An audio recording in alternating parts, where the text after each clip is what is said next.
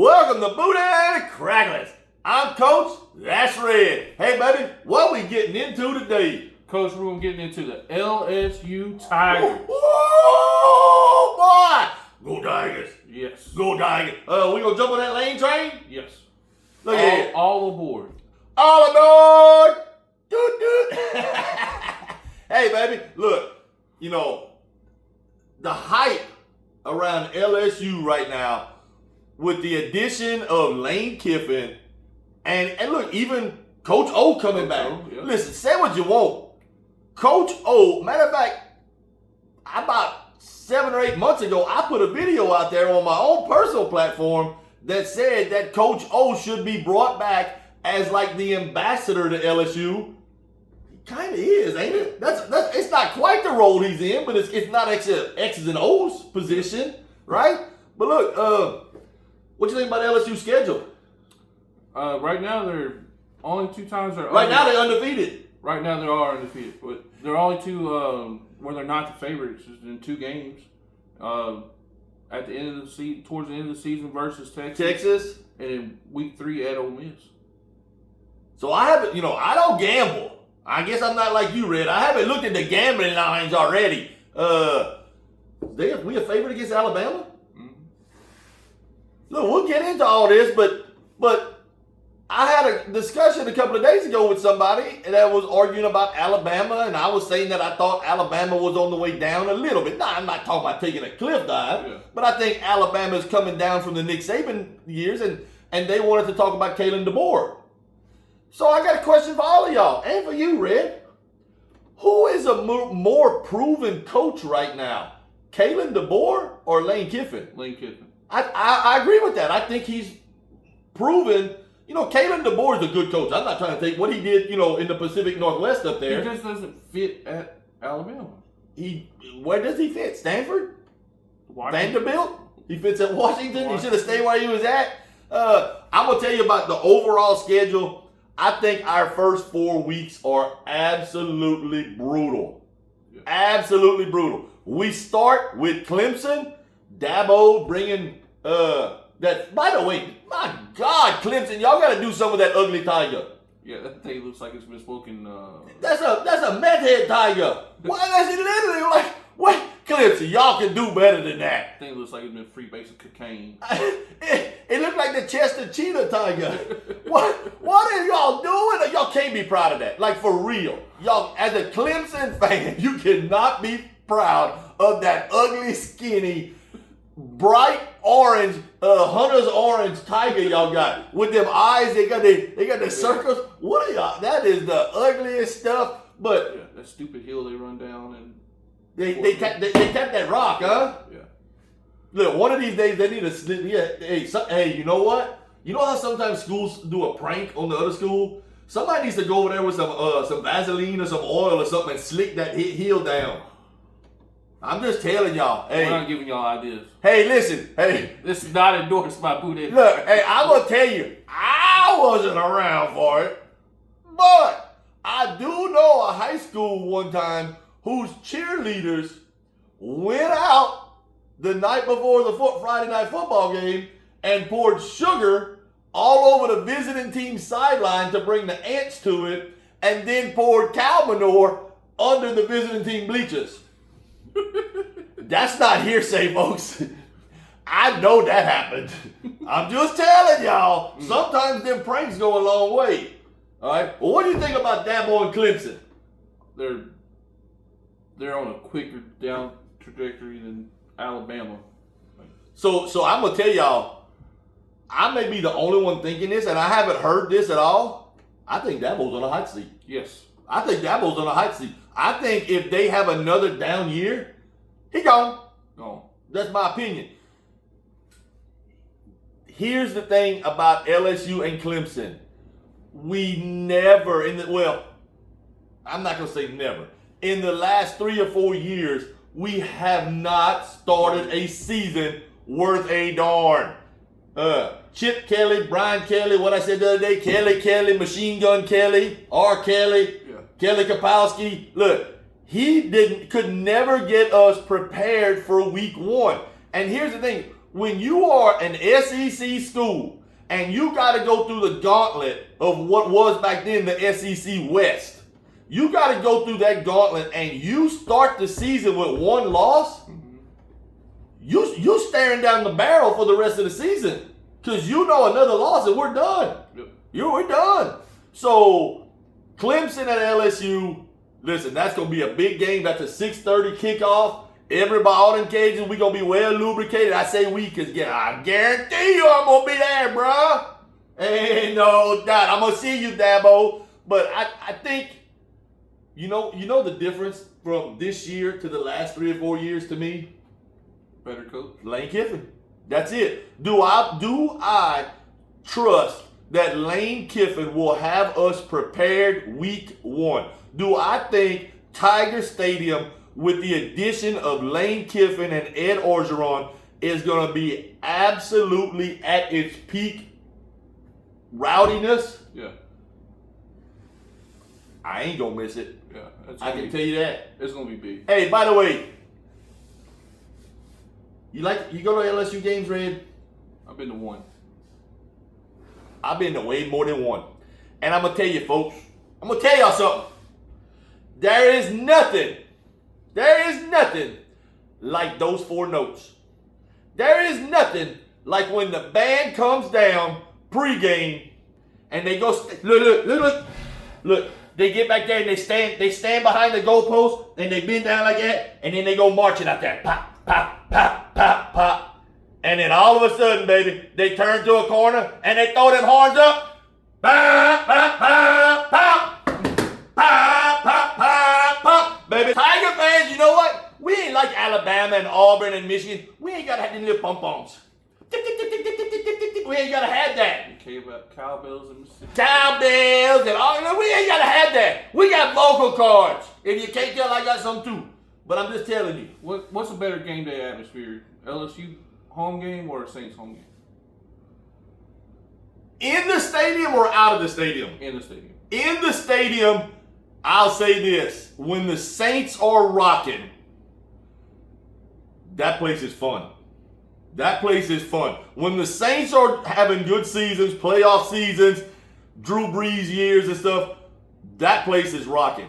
I will say this about LSU, and I've made this statement publicly. Over the last couple of years, I don't know if we've become, because we added so many seats, I don't know if we've become a whole lot commercialized and it's businesses giving tickets to not real fans, just kind of fans. But you get to the third quarter and I look around and there's a lot of empty seats. Yeah. Even in games that are still up for grabs. And I, as a diehard Tiger fan, I'm like, where y'all going? Yeah. Where y'all going? Now, a couple of years ago for the Ole Miss game that we won in overtime, that place was still rocking. You know, if it's a tight game against Alabama, people ain't going nowhere. But Arkansas, whatever, people are leaving in the third quarter. And I don't think it's not the diehards that are leaving. I think a lot of it is we've become commercialized, and you got these companies that buy a group of tickets, 8 or 10 tickets, they give them to their employees. Hey, y'all go watch the game, who may or may not be diehard fans, and by the third quarter, they want to beat the traffic out, they don't care, and they gone. But anyhow, Clemson, I see that as a W. Yes. Now, I'm going to tell you this. One of 2 things is going to happen, in my opinion, against Clemson. We either going to have a pull it out, even if it's a tight game, or we going to come out and sling it around and all of a sudden be off and running for the season. If we beat Clemson double digits, if we beat Clemson 10 points or more, I think everything that you've heard over the last 5 or 6 months, Lane Kiffin, LSU, transfer portal, NIL, all the big names we brought in, I believe all of a sudden that confidence grows exponentially if you beat Clemson big. And all of a sudden, yep, we are what we think we are. That's the way I feel about that. But look, first 4 weeks, Clemson, then you got Louisiana Tech. Now listen. Hold on. So, speaking of Louisiana Tech, thank you, Louisiana Tech, for finally joining the right conference. But they was in 2. They're in the Sun Belt Conference now. But they was in 2. Now they're in the Sun Belt Conference. Thank you for joining that conference. Now you can get your state rivalries going with That's ULM and ULL. ULL, that's right. Not Louisiana.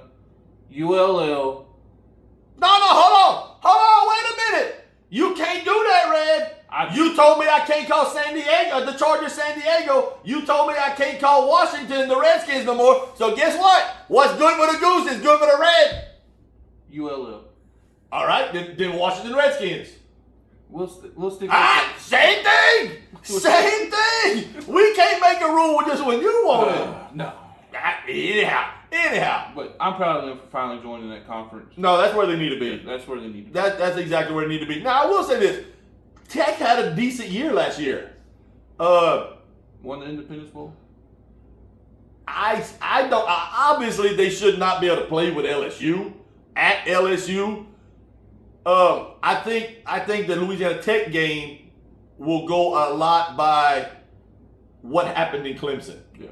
Because if we come out and lay an egg against Clemson and get beat, all of a sudden the entire country is going to be, Lane sucks, LSU, y'all paid all that money, y'all ain't no good. And then that's when all the negative stuff starts. All right, I don't think it's going to make a difference against Louisiana Tech. It might make a difference in the final outcome as score and stuff like that. But, look, when it's all said and done, you got to put up and shut up. Man, we're going to have to put up. These next two games after Louisiana Tech, that week 3 game, yep. At Oxford, at the Grove, Ole Miss. Red. Ole Miss is 1.5 point favorite right now. I'm going to be honest with you. Before I even talk about the game, if you an LSU fan and you go into the game, don't go alone. Yeah, don't be by yourself. I'm just telling you. I see this. Listen, if LSU goes to Ole Miss and beats Ole Miss, I think it has a chance to be ugly outside. Take a battle buddy with you. Yeah, a couple of them. And this is all being serious. I'm not advocating for this. I'm being real. If LSU goes to Ole Miss and wins, it might get ugly at Ole Miss. Yeah, you thought it was ugly when Lane took Ole Miss back to Tennessee for the first time, and they're throwing mustard and golf balls. Well, did you see that Tennessee's coach is telling them, he said it this week at the SEC Media Day, that he wants to make sure that they got mustard and golf balls when Lane comes. Talking about Tennessee, they further down the schedule. I heard somebody say earlier this week, LSU kind of has a weak schedule. And I'm like, are you kidding me? Are you kidding me? Clemson, Ole Miss, Texas A&M, I ain't even talking about Mississippi State, Auburn, Alabama, Texas, Tennessee, Arkansas. Are you kidding me? I wouldn't put Auburn in that conversation right now either. But Alabama, Texas, Tennessee, the end of the season. But you're talking about Clemson, Ole Miss, Texas A&M, Texas, Alabama, Tennessee. Whatever that is, 7 teams that would not surprise you to be ranked in the top 10 at the end of the season. Right. If I told you one of those teams was going to be ranked in the top 10 at the end of the season, nobody would be like, no, ain't no way. Yeah. I mean, it's very possible. So to me, that's a tough schedule. But week 3, we go to Tutti Frutti. What they say? What they scream on that? What them Ole Miss people? Tutti Frutti? Yeah, something like that. Tutti Frutti. I mean, Hottie Snotty or whatever it is. Whatever. I mean, what is that, by the way? Who y'all scared about? Hottie Toddy. What is that? Let's see. So we go over there and they scream Hottie Toddy, and they come over here and we scream Tiger Bait, Tiger Bait. Yeah. I mean, I'm just crazy. But can LSU beat Ole Miss at Ole Miss? Yes. Will they? I agree they can. I believe they will. I think they will too. I think Ole Miss has lost a little more than people want to give them credit for. People want to talk about Pete Golden, their head coach. Yeah. All right. Well, he won a playoff game. He did this. He did that. They were basically one play from being where they want to be at the end. But here's the thing. I think his job was pretty easy. And I'm going to tell you why I think his job was easy. Yes, he had to take over kind of midstream. But it's not like he wasn't there to begin with. Mm-hmm. And his team had all the motivation any team in the world could ever have. They already had that chip on their shoulder. So he had that battle conquered already. Mm-hmm. He had that battle. Well, we're going to prove everybody wrong mentality. Now he's got to do it for a whole season. Now look, I'm not rooting against Pete Golding. I'm going to be honest with you. I'm going to make some Ole Miss people mad. You want to know the truth? Ole Miss is not a rivalry to LSU. Not anymore. It's not. I mean, I hate to say it, but Ole Miss is, if you ask, now, things are a little bit different right now because of the Lane Kiffin stuff that went down back in November. So right now, yeah, it's a heated back and forth. But if you ask LSU fans a year ago, 2 years ago, to name our rivalries or biggest rivalries, I don't think most LSU fans would throw Ole Miss up there. I think LSU fans would throw Alabama up there. We throw Florida up there. Ole Miss is probably third at best. Maybe Arkansas fourth behind A&M. A&M, Arkansas. Yeah. I mean, so you're looking at fourth or fifth on the LSU rivalry chart. I don't want to hurt your feelings, Ole Miss, but I will. You're not relevant. You were relevant the last year or two, but in the grand scheme of Ole Miss, LSU, y'all not relevant. Y'all not on our level. No. I mean, there's a reason Lane Kiffin left you with a chance to win a national championship. He left to come to have to rebuild LSU. He thought rebuilding LSU was better than staying at Ole Miss, who was in the college football playoffs. What does that tell you? Right. That's what I tell you. All right, Texas A&M. That's going to be a big game. That's going to be a huge game. Why? You remember what happened last year? Listen, Texas A&M, first of all, thank you. Thank you. Because of the absolute blisters you put on Kelly, Machine Gun Kelly, we run him out of here. So A&M, for that, I say thank you. Thank you. As bad as it was to sit there and watch, for the first time in my fandom of LSU, which is my lifetime, I saw us lay down and quit. We quit against Texas A&M. And as a school of LSU's caliber, you can't quit. You can get beat. You can't quit. And not only did we quit against Texas A&M, and we quit at home. I mean, so Texas A&M, thank you. Here's the thing. What can we do with Texas A&M? Was that a one-off that they smacked us that bad? Was that a Brian Kelly thing? Can Lane Kiffin fix that? Have we made enough strides in our team to make up for a 49-25 victory? And if I remember right, we scored right toward the end of the game to make it a little bit closer. All right, they beat us 24 points. That ain't a math major. They beat us 24 points. All right, have we made up that amount of stride? I think we have. I think Texas A&M is gonna be good. I think they're gonna be good this year. Elko, their coach, Mike Elko. Listen, he's one of those guys that kind of came from nowhere. You don't really know much about him. Dude's getting it done. Yeah. Dude's getting it done, and you just got to give him props. Yeah. I put him on the same category as like the guy at Texas Tech. McGuire. Yeah.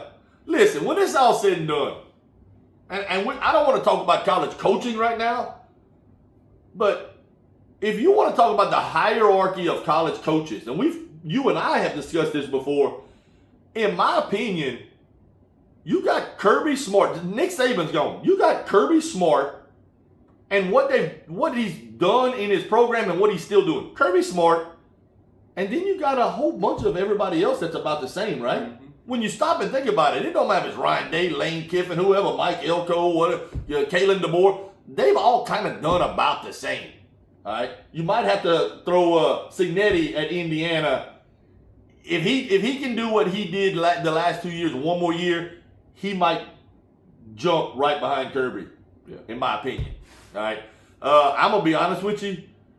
That's gonna be a game at LSU where the natives are gonna be restless again, because if we somehow get to that game 3-0, that game is going to be huge, and it's going to be payback or attempted payback. Mm-hmm.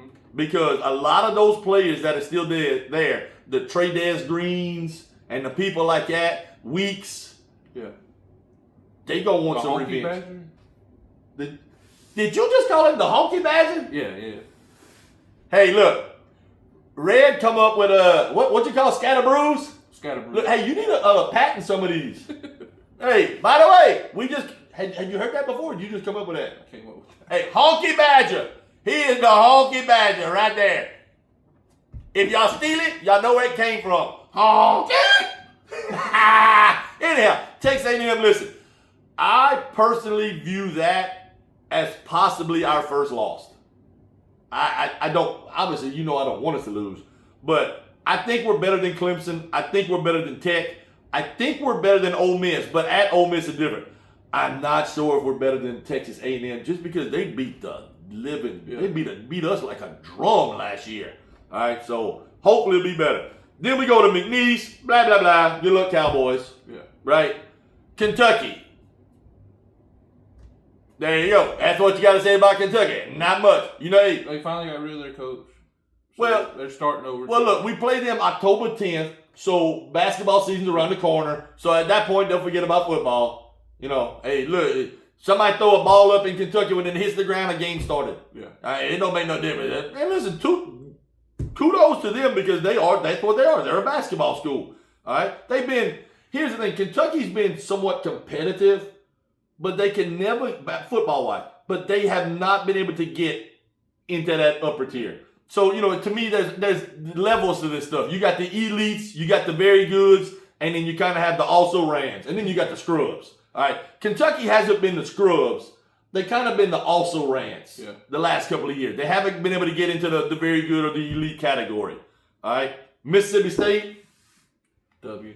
Doo-doo? Yeah. You say doo-doo? Yeah. How do you spell doo-doo? W? Yeah. All right, something like, I would like to sit here and talk about Mississippi State, but I kind of want to keep y'all attention. I'm just telling you, the Mississippi State, click. Yeah. Click. So those of you that are sitting on your toilet right now, watching on your phone, all right, Mississippi State. Yeah. Mississippi State. That's what you're doing. That's what you're doing right now. Really, when you look at LSU's schedule, it starts off really tough. First 4 weeks, Clemson, then you got Tech, Ole Miss, and Texas A&M. But then you kind of have a little bit of a weaker, you got a 4-week, I don't want to say weaker, but it is weaker. McNeese, Kentucky, Mississippi State, Auburn. That's kind of a hopefully don't lose nobody important games. Don't lose Sam Levitt, don't lose Weeks, don't lose somebody important at that point. The two things I don't like about the Auburn game is, one, it's at Auburn. The Plains, War Eagle. And two, it's at 11 a.m. They did it now. Why is it 11 a.m.? They got to have something in that time slot. Hey, look, here's the thing about Auburn. I'm always going to say, number one, I told you already, they do them little pom-poms. Anybody that's how they got to cheer, they don't yell. They just wave their little pom. There's about 4 or 5 schools in the nation that do that. Auburn's one of them. How you going to have, you're the Auburn Tigers, but you got an Eagle. Mm-hmm. Y'all on the Plains. What y'all doing? Y'all confused? What are y'all doing? We are the Auburn Tigers, War Eagles, and we play on the Plains. Shut up. Y'all stupid. That is the dumbest crap I ever heard. Let's just name us everything. Yeah. We the misfits is what we are. Auburn, figure it out. Cam Newton ain't coming to save y'all. Hey, look at here. Everybody listening. 1, 2, 3. Auburn's quarterback. You don't know. You know why? Auburn fans don't know either. I'm just telling you. Auburn to me is honestly about on the same page as Mississippi State and Kentucky right now. They're all bottom tier. They're all teams that if LSU loses to them, we're in trouble. We're basically out of the playoffs. Those are 3, to me, must-win games. All right? And then after those 4 games, we get into an absolutely brutal gauntlet stretch of football. A 3-week stretch of football. I'm just going to tell y'all, folks, we host them Elephants. We host the Bear Bryant. We host the ghost of Nick Saban. Yeah. We host the former dominant team, the Alabama Crimson Turds. Roll, tears roll. Let's talk about Alabama. Obviously, I think we're going to both agree, and probably most of y'all agree, Alabama is not what they were under Nick Saban. So are they just settling in as a perennial decent team? Are they settling in as a perennial Texas A&M, honestly, LSU lately? Or are they actually on a slide to where they're going to come down to where they were pre-Nick Saban? Because, folks, if y'all don't remember before Nick Saban, Alabama was doo-doo. Yeah. So I heard Paul Feinbaum the other day talking about that the loss in the college football playoffs last year to Indiana by God knows how many points was the most embarrassing loss in Alabama history. Y'all forget y'all lost to NLU? Y'all lost to UL Monroe. Nick Saban at Alabama lost to UL Monroe. So, Paul, you're wrong. That is not the most embarrassing loss in Alabama history. When Nick Saban takes the Alabama Crimson Tide to Monroe, Louisiana, and loses, that's the most embarrassing loss in program history. That year they had to play in the Independence Bowl. Yes, Independence Bowl in Shreveport, Louisiana. He said, how do we get to Shreveport from Tuscaloosa without going through Monroe? He did not want to go through Monroe. All right, I'm just telling you. So I'll say this. I think Alabama is going to be a perennial top 10, 15 team. I think they have lost that elite status. Yeah. I think kind of like in one of our previous videos, I talked about how I thought the Kansas City Chiefs had kind of lost that invincibility by that blowout loss to the Eagles in the Super Bowl. I kind of think Alabama has lost that invincibility. Teams ain't scared of y'all no more. Teams kind of, oh, it's Alabama. We finna smack them. Yeah. All right, so I'm just telling you, I'm also going to tell you, he's on the hot seat. Kalen DeBoer, you on the hot seat, buddy. I promise you, you lose 4 games this year, it's the last 4 you lose at Alabama. Yeah. You know he has a $70 million buyout? I'm sure they got multiple Dodge dealerships that will pay that out. Here's the thing. Jimbo Fisher at Texas A&M had a $76 million buyout. What'd they do? Where's Texas A&M now? Yeah. Did it pay off for him? Absolutely. I'm just telling you. I don't wish no ill will on Kalen DeBoer, but I don't think that's the place for you. Your fit at Alabama it reminds me of the Brian Kelly fit at LSU. Now, you started with a better program base than Brian. When Brian Kelly took over, LSU was in shambles. Yeah. So he had to build it up. Yours was already in place, and you haven't kept it there. You haven't kept it there. You never want to be the guy that replaces the guy. Absolutely. I mean, there's because when your program is at a status that Alabama had been for 10, 12 years, whatever it was, there's only one way to go. Yeah. It's down. You can't go. You literally can't be any better because nobody is going to win a championship every year. And I mean, and Alabama's winning championships and playing for championships every year, every other year. You can't get any better. So the only option you have is to go down. And guess what? Alabama, I think Alabama's in for a rough year this year. I really think Alabama's in for a rough year. 7 days after we host Alabama, we go to Austin, Texas. We host them.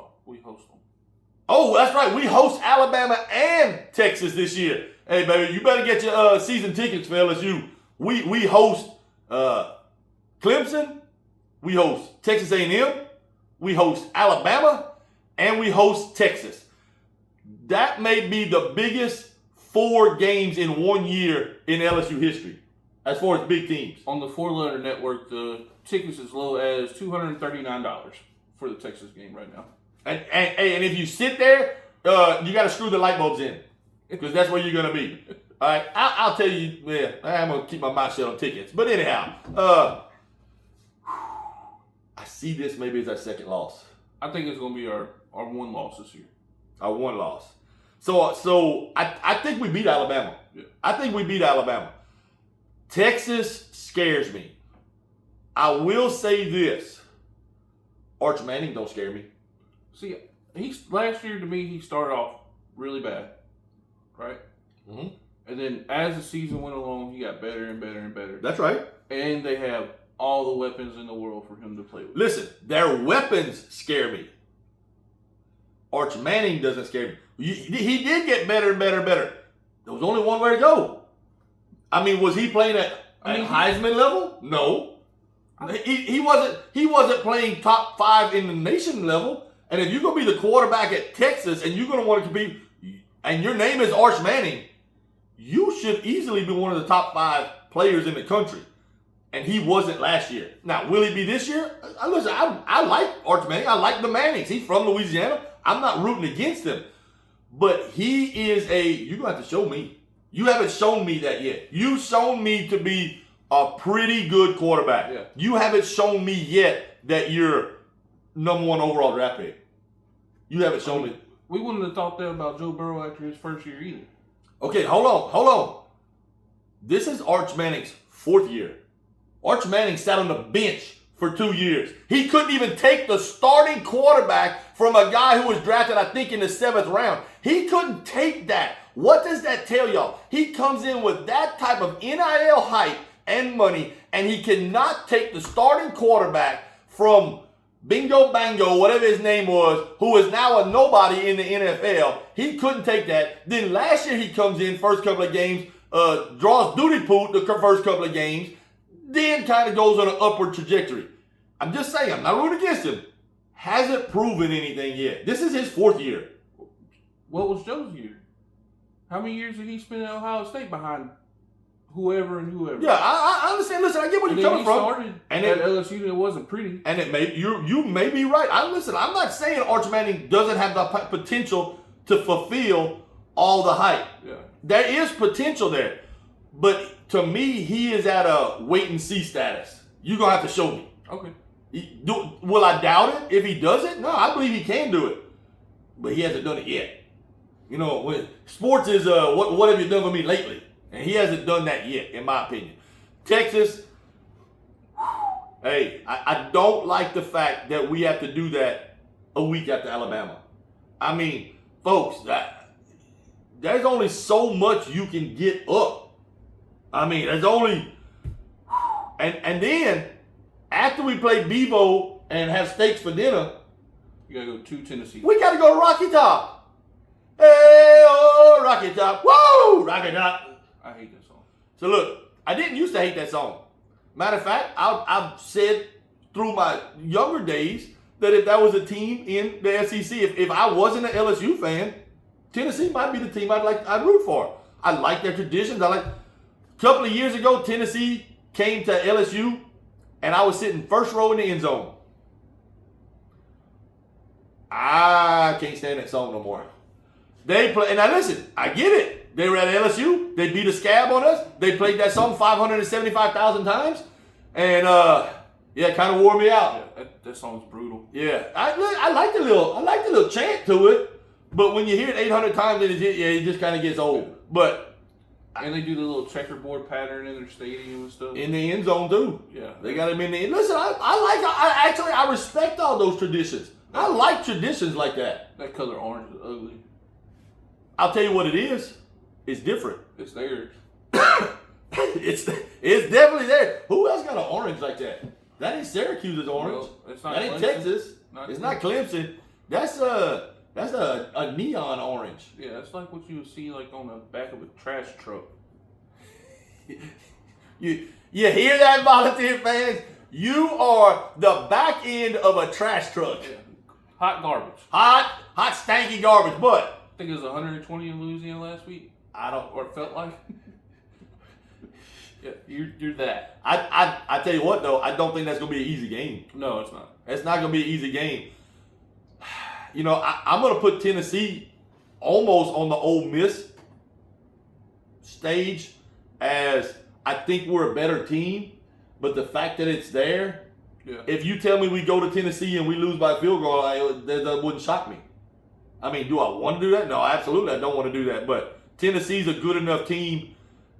I will say this, usually by the end of the season, they done found their gutter. And we're toward the end of the season, so, they might have found Old Smokey. I see this being I'll tell you what. To me, games like at Tennessee is where Lane Kiffin has to make his money. Yeah. That's where you have to go earn your money, Lane. That's where you have to go show that you are worth it. You have to go show that you can out-scheme and that the money we've put out pays off for games like at Tennessee. Because honestly, that game may be a make or break playoff game. Do you like Josh Heupel as a coach? I don't dislike him. I don't dislike him at all. I mean, when it's all said and done, if you ain't wearing purple and gold, I got nothing for you. I think he's a good coach. I think he's decent. I don't think he's Lane Kiffin. No. I'm just telling you, I don't think he's Kirby Smart. I don't think he's Nick Saban. He's in that other group of decent coaches. Mike Elko. I don't even know if I want to put him there. Because here's the thing with Josh Heupel. What's he done? Where was Tennessee at before he got there? About the same place they were. I mean, they're a little better now. They are a little better now. I'll give them that. I'm going to chalk that up for a W for LSU. But I think that's going to come down to maybe last play of the game. Yeah. That's the way I see that. And then we got to go up to cousin, brother, sisters. Yeah. We got to go play for the Golden Boot. Yeah. We got to go play up in Louisiana's hat. We got to go play Arkansas. We know crazy stuff happens in the every freaking year. Arkansas game. Arkansas. Oh, we were a 20-point favorite, and we lose. What is the deal with Arkansas? Back in the day, Ryan McFadden runs in the Wildcat formation or Wild Hog formation, whatever they're calling it. Look, so several years ago, I went to an LSU game in Arkansas. It was actually in Little Rock.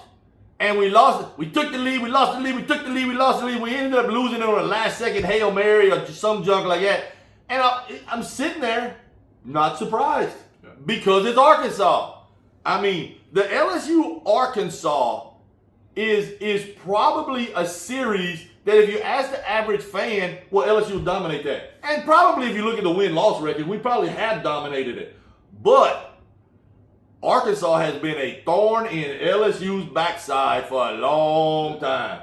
I promise you that. I would hate to know that a college football playoff berth is dependent on winning there. Right. What I don't like, and I'll tell you, this is what there's two things I don't like about LSU's schedule. I don't like those first 4 weeks. I mean, you're coming out laying the gauntlet down. And even worse than that, I hate the last 4 weeks. I hate 2 weeks in a row, Alabama, Texas, and then 2 road games, Tennessee, Arkansas. That is a brutal way. I almost feel like the SEC is, oh yeah, y'all want to do that, Lane Kiffin? Work through this schedule. Yeah. Realistic. What is a realistic expectation for LSU this year? Probably 10-2, but I like them at 11-1.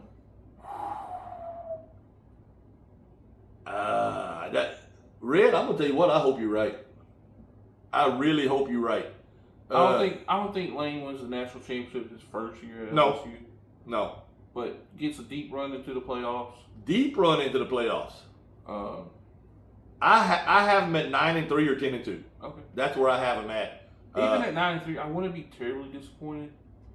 Yeah, with the schedule we have. Listen, it's not that I don't. Do I think LSU's gonna be better than they were last year? Absolutely.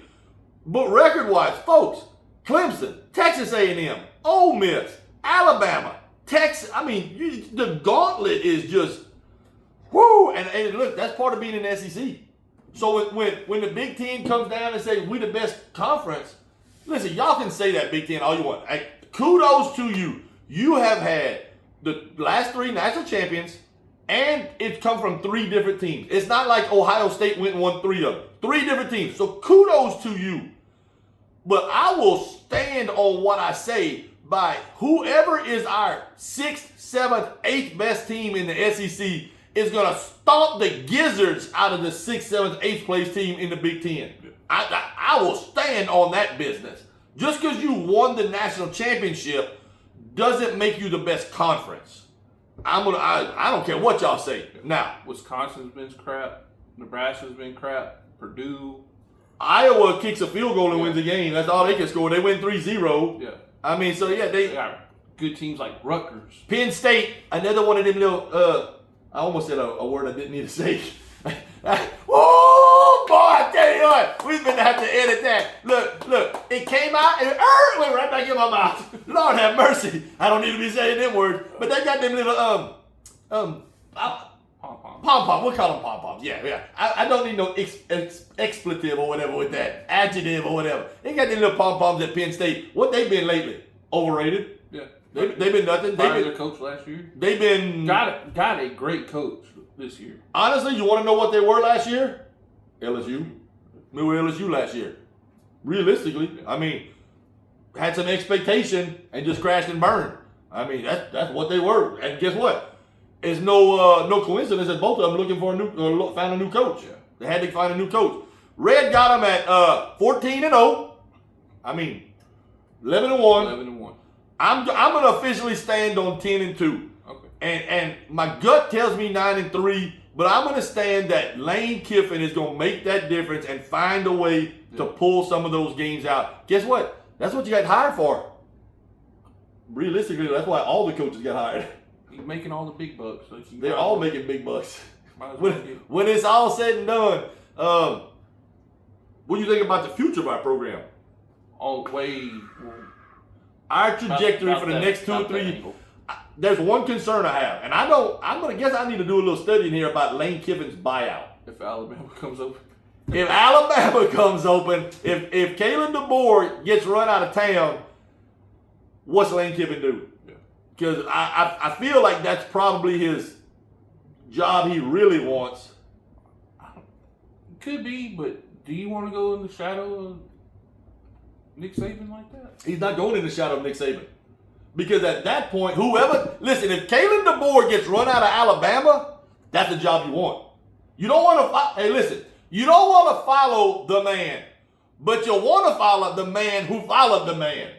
Because he getting run out of town, well, anything I come in and do is going to be better than what Doo-Doo Head did. Y'all call him Doo-Doo Head. Kalen the Doo-Doo Head board. Yeah, but there's still going to be a lot of people that are going to remember about how good Nick Saban was at Alabama. Oh, no. Listen, you're not erasing the legacy of Nick Saban. He's still going to be compared to what. And I think he's fine with that. But whoever comes in after Kalen DeBoer becomes the savior at Alabama.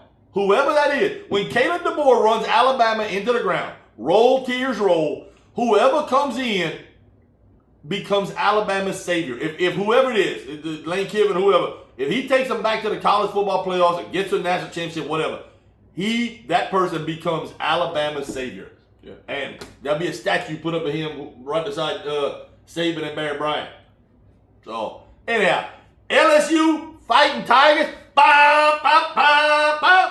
Red, I'm telling you, baby, I get goosebumps when I hear that. I get goosebumps. Tiger Stadium. Are you kidding me, baby? Hey, look, I'm challenging all you fans. Don't leave early for any game. I don't care. Don't leave early for McNeese. Stay to the end.